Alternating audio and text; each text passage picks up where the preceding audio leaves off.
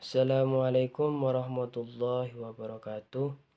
Bismillah, alhamdulillah. Salatan wa salaman ala rasulillah Sayyidina Muhammadin ibni Abdillah wa ala alihi wa sahbihi wa mawalah. Wa la hawla wa la quwata illa billah, amma ba'du. Qala rabbi syrah li sadri yassir li amri wa halul 'uqdatam min lisani yafqahu qawli. Langsung saja di sini saya akan meneruskan materi ilmu kalam dari kelompok ketujuh, dari pemateri ketujuh yang menjelaskan tentang hari akhir.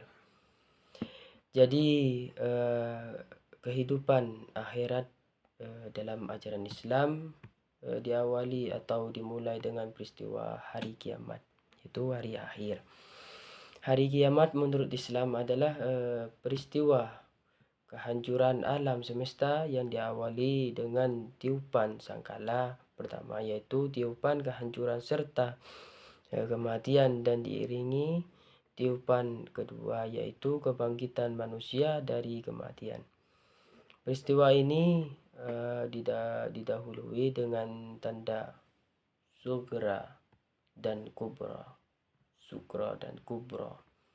Tanda-tanda kiamat sugra adalah kiamat kecil, dapat dikatakan dimulai pada saat Nabi Muhammad SAW wafat.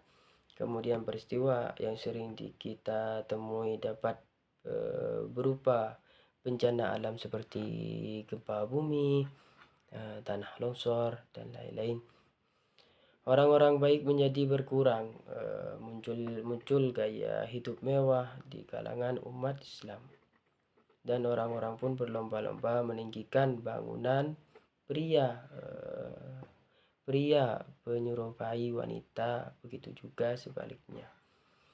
Dan akan terjadi sebelum tanda-tanda kiamat sugra, akan terjadi banyak kasus pembunuhan. Kemudian tanda-tanda kiamat kubro atau kiamat besar, yaitu berupa kemunculan Dajjal, matahari terbit dari barat, munculnya Imam Mahdi, turunnya Nabi Isa alaihissalam, munculnya Ya'jud Ma'jud, munculnya api dari Yaman yang kemudian menggiring manusia ke Syam. Kemudian telah hari kiamat, barulah perjalanan yang sebenarnya dimulai. Adapun mengetahui tanda-tanda hari akhir menurut ajaran Islam, hari akhir menurut ajaran Islam dapat dibagikan menjadi dua kategori, yaitu tanda-tanda kecil dan tanda-tanda besar. Tanda-tanda kecil hari kiamat antara yang munculnya fitnah atau kekacauan, meningkatkan kemaksiatan, dan munculnya Dajjal kecil. Tanda-tanda yang kecil ini dapat kita lihat dalam kehidupan sehari-hari, seperti meningkatkan kasus korupsi, penipuan, dan kekerasan. Dengan mengetahui tanda-tanda kecil hari akhir, umat Islam dapat meningkatkan kesadaran dan pentingnya beramal soleh dan mempersiapkan diri untuk menghadapi hari akhir. Adapun tanda-tanda besar akhir hari kiamat menurut ajaran Islam antara lain munculnya Dajjal, turunnya Nabi alaihissalam, dan munculnya Ya'jud Ma'jud, Dajjal yang akan menimbulkan fitnah atau kekacauan besar. Sedangkan Nabi Isa alaihissalam akan membuat umat Islam menghancurkan Dajjal.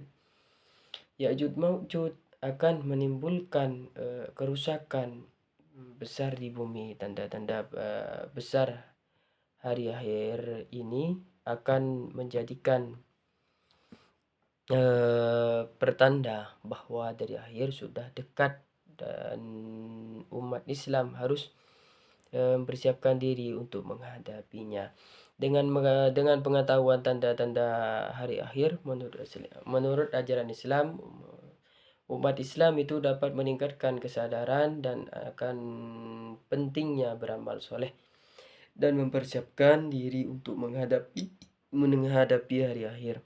Umat Islam juga dapat meningkatkan kualitas spiritualitas dan moralitas serta mempersiapkan diri untuk kehidupan setelah kematian.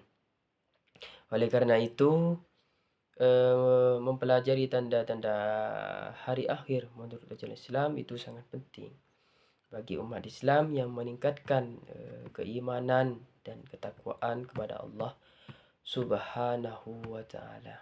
Jadi hari akhir dalam ilmu kalam menunjukkan bahwa konsep ini merupakan salah satu pilar fundamental dalam ajaran Islam mengetahui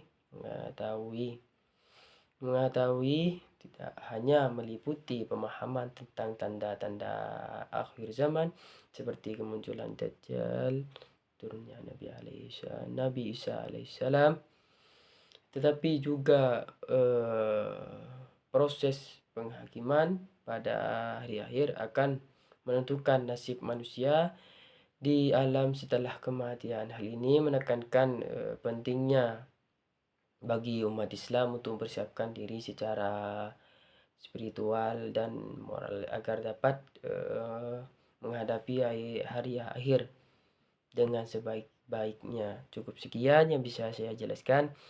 Kurang lebihnya mohon maaf. Assalamualaikum warahmatullahi wabarakatuh.